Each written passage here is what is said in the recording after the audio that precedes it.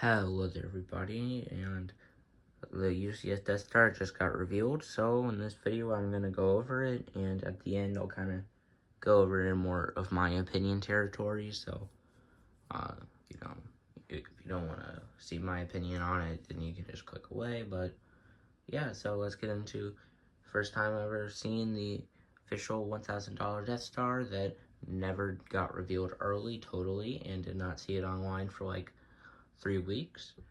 But yeah, without further ado, here's the first $1,000 Lego set. This is the 75419 UCS Death Star, and it has 923 pieces and has an age rating of 18 plus. And this set has caused quite a bit of controversy in the Lego Star Wars community as of late because, well, it's more of a diorama type set and it's less focused on, looking like the actual Death Star and more or less focused on looking like whatever this thing is. So you can see more stuff, which I mean, I think that's cool, I guess. But, it was a choice that I don't think Lego should have gone with. You do get, I think, 39 minifigures in this set. Don't quote me on that. I'm not 100% sure. But, I think that is the most minifigures in a Lego set ever, which, makes sense for $1,000. But there's a lot of quality issues here, and I think that really does suck, The Imperial officers don't have dual molded legs for $1,000. I would assume a lot of these figures are most likely will have bleed through, and there's some other complaints that I've heard and I forgot, but Lego do better. Now, the highlight figure for me and many other people is the Beach Trooper. Man, I want this figure so badly. I've always loved this trooper ever since Lego Star Wars Complete Saga, playing that on my iPad. And yeah, I think that's just such a great inclusion for this set, and I'm very sad because I know this figure is definitely going to be worth several $100s, so that sucks, but not much to really do about that. So hopefully it'll be included in another set next year and get the good old Captain Rex treatment. Taking a look at the back of the box, we can see some more of the stuff in action and more of a close-up on rooms, so let's go into that. The first room we're going to take a look at is the hangar, and yeah, I mean, I think it's solid, and I like that they have the little, like, stars in the background, but it does suck that it's supposed to represent the Emperor's arrival on the Death Star, and where you can put, like, a bunch of stormtroopers there to, like, greet him or whatever, but you only get 6 stormtroopers, so if you want that scene to look good, you either have to put all the stormtroopers here, and don't get any stormtroopers anywhere else, or you put the stormtroopers everywhere else, and then this scene doesn't look good, but still a solid hangar, and I like the little pit detailing. You do also get a micro Imperial shuttle, and I mean, it's fine. I just don't get why they included 2 Imperial shuttle pilots in this set, but I mean, like, this isn't a great Imperial shuttle, and it isn't terrible in my opinion.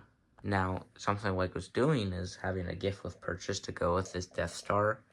It basically, you can just swap out the shuttle for this TIE fighter, so I think that's pretty cool that they're doing that. Now, taking a look at the gift with purchase, if you can call it that, the Imperial TIE fighter that goes in the hangar bay. I like the concept. That's about all of the positive things on the minifigure selection, but for $1,000 gift with purchase, you'd think they'd be able to give the TIE Fighter pilot arm printing, but this is an interesting set that looks terrible. I mean, this is a $1,000 gift with purchase, you'd think you'd get some more quality here, and it's just kind of sad. I saw somebody say it's a punishment with purchase, and I mean, I wouldn't say they're wrong, I just wouldn't say they're right. Frankly, if I had got this set, I would probably just use it for parts. So yeah, this gift with purchase is no good. Taking a look at our next room, we can see the, like, kind of control center that R2-D2 and C-3PO were in A New Hope to, like, open doors and whatever. I mean, I think that's a cool area to have. I mean, I think it looks good, but I am looking at some very blurry pictures right now because I wanted to record this video before the set gets officially revealed. The next room that we're going to take a look at is the trash compactor. I mean, it is small, but what do you expect? It does kind of look like it's just a smaller version of the 2022 diorama, but I think it serves its purpose well. there's not much to really say about it, but, you know, it's definitely a trash compactor, and I'd say it looks pretty good. And then in front of the trash compactor, you can see this little area where you can put Obi-Wan and Darth Vader to have their fight right next to the hangar. I think that's also a really cool detail. And then our next room is this little hallway area. I mean, it's cool, I guess. You have Han Solo and some stormtroopers shooting at each other. There's not much to really say about it, but it definitely looks like a hallway. Wait, that looks like the classic mouse droid. Oh, that's pretty cool. And then right here, you can see Chewbacca and this Han Solo in his stormtrooper outfit. It looks like they're in the prison area. So, I mean, that's cool. I personally would have put it right above the trash compactor because, you know, it was above the trash compactor in the movie, but I mean, I guess I get why they did this, to have more room. And then you can see the control center right next to it, to the prison area. Now going down the detention block area, you can see they have at least one cell to hold Princess Leia, so that's pretty cool. Here's like a hallway type area next to an elevator. I don't really know what it is, but I mean, it's an official image, so I thought I'd show it in the video nevertheless. And then moving over to the left, we can see the tractor beam and Obi-Wan turning it off, and then right above that we can see Luke and Leia swinging across. Yeah, I think this is a really cool area, but I do kind of wish that Luke and Leia was in a different area from the trash compactor, not tractor beam. Right next to that, we can see Darth Vader's meditation chamber, and I think this one made some people mad because we never see the meditation chamber on the Death Star, but really, I don't care. I mean, there was probably one on there, so Leia needed to fill another room, I guess. The next room is the Imperial meeting area. I mean, yeah, I think it looks pretty solid. It does its job well, and it looks like the Imperial meeting area from the movie, just smaller. And then we can see right here next to the giant cannon is connected to a gunner station, so I think that's pretty cool. And then if you look up, there's also a little area for the Imperial trooper. I don't know what they're officially called, but looks like he's doing something. I don't know what, but looks cool. And then our last official room on the front of the box. I don't know if there's any in the back since, again, I am recording this before the set gets officially revealed. But anyways, you can see that it's Palpatine's throne room and Darth Vader and Luke fighting. I can't tell if that's actually, I think it's just a clear window, but the way that the set has it, it looks like it's red. And we can see one of the Imperial politician guys, so that's cool. And then some royal guards there too. Honestly, this build just looks exactly like the 2023 diorama, just removing the base. And like, I'm sure there's some differences, but I don't see it. But to be fair, I haven't really looked that closely. And if you look right behind this wall door thing, you can see a hot tub for the hot tub stormtrooper. I think that's pretty cool. And then it would appear there's a fully functional elevator in this set, so that's cool. And you have to like move the doors aside to get the figure out, so that sucks. So not much to really say about that, but I mean, I'm glad there is a fully functional elevator in this set, because one of the bigger sets in my collection being the Daily Bugle, I was really disappointed that there wasn't a fully functional elevator in there, because they include elevator slots. And on the back of the box, we can see this like little turret area.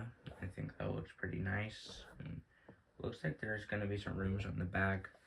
Now, I should probably not be recording this before the set gets officially revealed, but I don't really feel like being productive.